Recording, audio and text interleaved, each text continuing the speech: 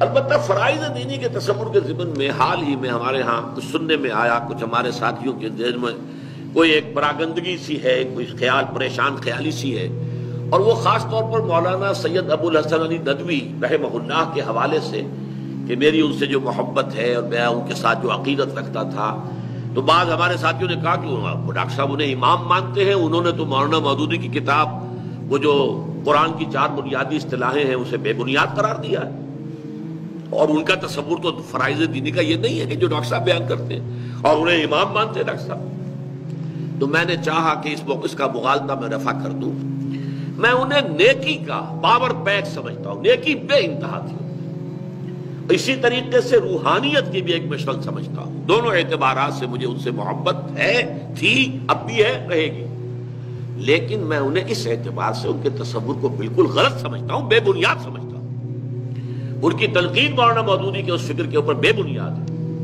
اور بالکل تقریباً اسی جگہ وہ پہنچ گئے ہیں اس اعتبار سے کہ جہاں وحید الدین خان صاحب کچھ عرصے پہلے پہنچے تھے۔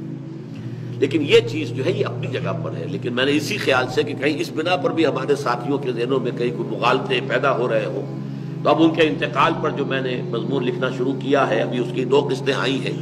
تو پہلے قسط میں تو وہ پہلی بات آ گئی ہے کہ ان سے وہ ان کی نیکی، ان کی روحانیت، یہ شرافت، مجسمہ شرافت کا مجسمہ واقعتا، یعنی اس میں اب ظاہر باتیں فوت ہو چکے ہیں، اللہ کے ہاں جا چکے ہیں، اور میرا اب ان سے کوئی رابطہ نہیں، نہ کچھ ان سے لینا ہے، نہ کچھ نہ دینا ہے، لیکن یہ کہ میں مانتا ہوں سب کے سامنے کہ میں انتہائی نیکی کا پاور پیک، جیسے کہ کسی میں کوٹ کوٹ کر نیکی بھر دی گئی، اور یہ کہ ان کے اندر یہ روحانیت، اس میں کوئی شک نہیں، جس کا کہ میں نے اس مرتبہ لکھا ہے کہ پھر مجھے جا کر ان کے ہاں رائے بریلی میں جا کر مجھ پر یہ راز بھی کھل گیا کہ یہ ان کا پس منظر ہے، 300 سال کا پس منظر ہے۔ شاہ عالم اللہ نے جو بنایا تھا یہ دائرہ یا تکیہ، شاہ عالم اللہ، اس کی روحانیت، اس کا مرکز، ظاہر بات ہے ایک شخص کا ماضی جو ہے وہ بہت کچھ جو ہے اس کی شخصیت میں، جیسے مجھے ایک مرتبہ میں نے خطبہ جمعہ سنا تھا مولانا سید ابو بکر غزنوی رحمہ اللہ کا، تو میں حیران ہو گیا تھا کس قدر عظیم خطبہ وہ تھا اور کتنا خطیبانہ انداز تھا، اور اس کے اندر جو جلال تھا جو خطیب کا فی الواقع ہونا چاہیے۔ تو پھر میں نے اس کے بعد دیکھا، میں نے کہا ان کے پیچھے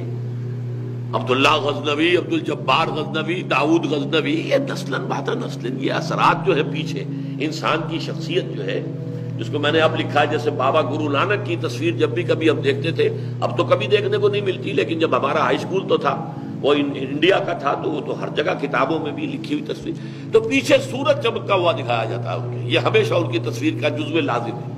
تو اسی طرح سے ایک روحانی بیک گراؤنڈ تھا، لیکن یہ چیز جو ہے اس اعتبار سے وہ جماعت میں آئے تھے، انہیں رہنا چاہیے تھا، یا ڈنکے کے چوٹ اپنا اختلاف اس وقت بیان کرنا چاہیے تھا، اس وقت انہوں نے کوئی اختلاف بیان نہیں کیا، اور بعد میں آ کر وہ بھی بہت عرصے کے بعد 30-35 برس کے بعد جو ہے وہ کتاب لکھی ہے، وہ کتاب بھی بہت کمزور ہے، اس میں گویا کہ کنڈون کیا گیا ہے ساری جو ہماری تاریخ ہے، اس کا میں نے ایک بات لکھی ہے کہ اگر یہ سب کچھ ٹھیک ہی رہا تھا تو پھر یہ بیڑا غرق کیوں ہوا ہے، حساب میرا جو کا تو، کلبہ میرا ڈوبا کیوں؟ اور آخر قوم جو زوال سے دوچار ہوئی ہے، قوم جو ہے قعر مذلت میں گری ہے، انتہا کے درجے میں جا چکی ہے امت، تو آخر کہیں نہ کہیں تو کوئی غلطیاں تھیں۔ اسلاف پرستی اس معنی میں نہیں ہونی چاہیے کہ وہ کوئی معصوم تھے، ہاں یہ ہے کہ ان کے اپنے اپنے حالات تھے، ان کے پس منظر میں رکھ کر ان کے کاموں کو سمجھا جائے، ان کی عزت کی جائے، احترام کیا جائے، خام خواہ توہین اور بے عزتی کرنی بھی اسلاف کی درست نہیں ہے، لیکن یہ کہ یہ اسلاف پرستی بھی صحیح نہیں، کوتاہی ہوئی ہے، دینی تصور کے اندر بھی رفتے رفتے کمی آئی ہے، دین کے بجائے مذہب بنتا چلا گیا ہے، یہاں تک کہ ایک بہت بڑے جو ہے صوفی بھی اور عالم بھی کہتے ہیں کہ ہمیں کوئی کام ایسا نہیں کرنا چاہیے جو ہمارے انگریز حکمرانوں کو تشویش میں ڈال دے، اس لیے کہ انہوں نے ہمیں مذہبی آزادی دے رکھی ہے،